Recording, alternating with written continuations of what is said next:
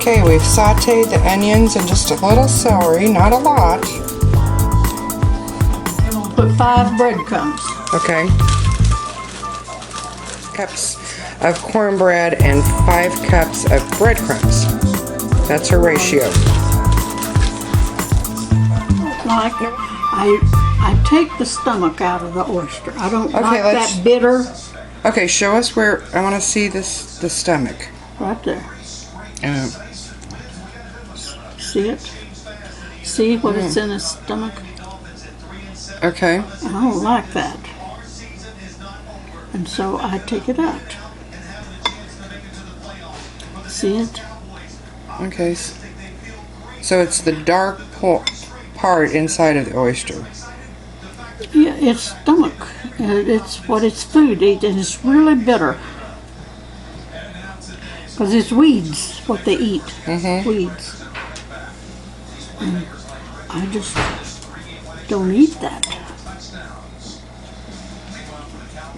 Well, that's one reason your oyster stuffing is a nice mild stuffing versus a strong stuffing like some people's. See, this is a secret right here. This is okay. That's pretty cool. Take the stomach out of the oyster. So you just kind of cut him in half and then take out the green stuff inside. It comes out real easy, or you can cut it like this, but then you got to have the water running to rinse it out, and so I just take the whole thing out. Comes out real easy. Okay. You just kind of do it by teaspoons? I'm going to do a teaspoonful of sage first. I don't know whether that's going to be enough or not. And I can't get it out. Start out with a teaspoon, and then you taste and add to your taste. Let's put another teaspoon over there. Are you putting another teaspoon of sage or poultry? With sage. Okay. But it goes over here. Oh, you're going to do... And it's 3/4 teaspoon in that, because that will last. So both of them were. We're making 2 pans. We're making a regular dressing and an oyster dressing.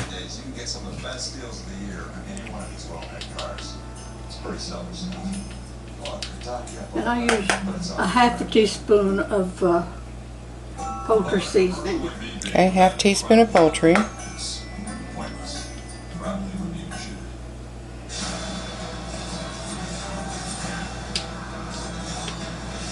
The onions and celery.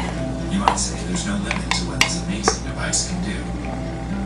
So the question to ask is, why would anyone want to limit the iPhone? We don't.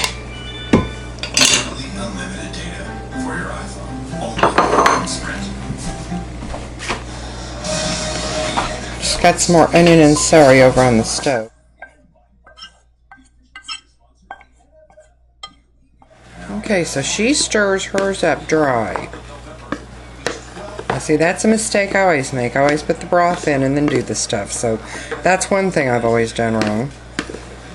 I don't know that it's the black pepper. I use the black pepper. Okay, so you're breaking the bigger oyster pieces up. Yeah. So you just got little pieces in there. Well, they're not exactly little. Okay. And you don't have to do any of it, but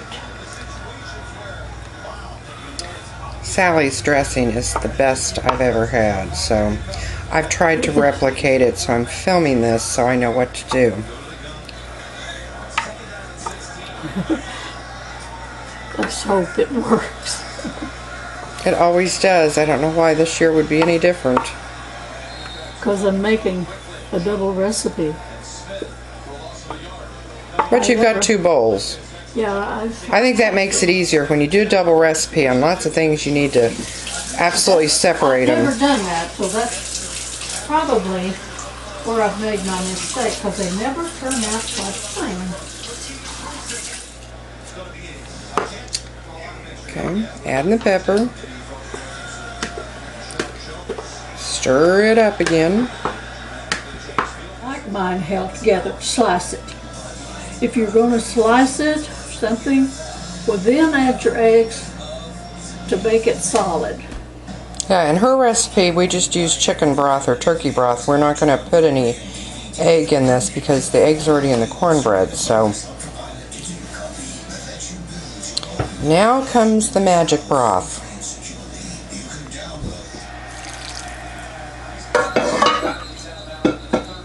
Here's the other one. We've got Did what? about 4 in this one.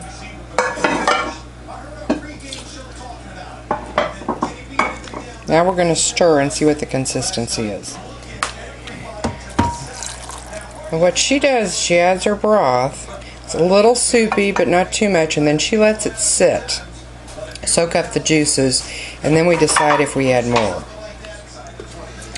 We just did our first taste test. It needs a little pepper, a little more poultry, a little more sage.